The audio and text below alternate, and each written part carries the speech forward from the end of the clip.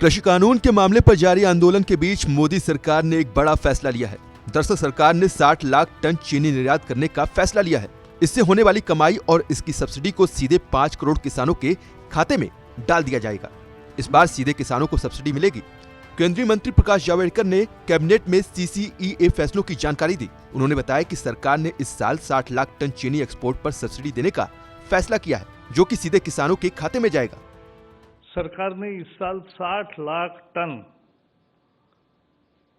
चीनी निर्यात करने का निर्णय किया है, निर्यात को सब्सिडी देने का निर्णय किया है। ये सब्सिडी सीधे किसान के खाते में जाएगी, ये उसकी विशेषता है।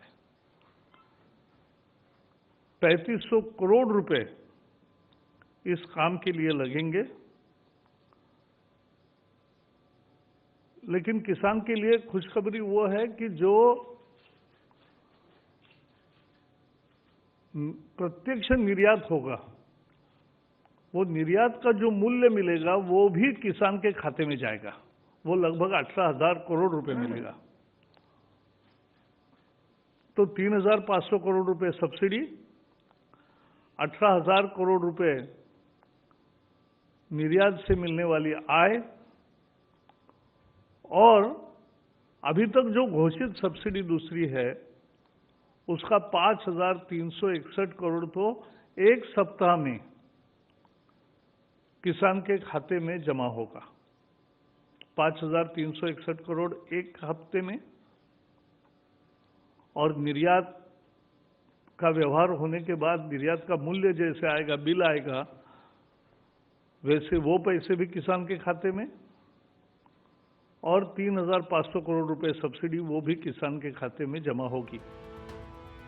इससे पहले घोषित सब्सिडी में से 5,361 करोड़ रुपए एक हफ्ते में किसान के खाते में जमा होगा, और इसके बाद 3,500 करोड़ रुपए की सब्सिडी दी जाएगी।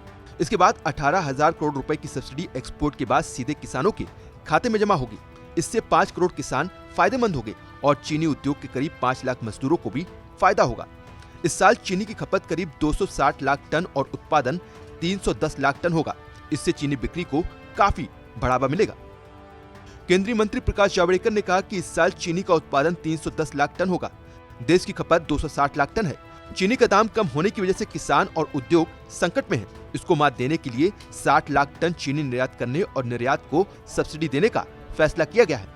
सितंबर में खत्म हुए पिछले सीजन में जो सब्सिडी दी गई थी, उसकी वजह से शुगर मिलों ने रिकॉर्ड 57 लाख टन का निर्यात किया था। All India sugar traders association का कहना था कि इस सीजन में सब्सिडी का ऐलान न होने से निर्यात धीमा हो गया है।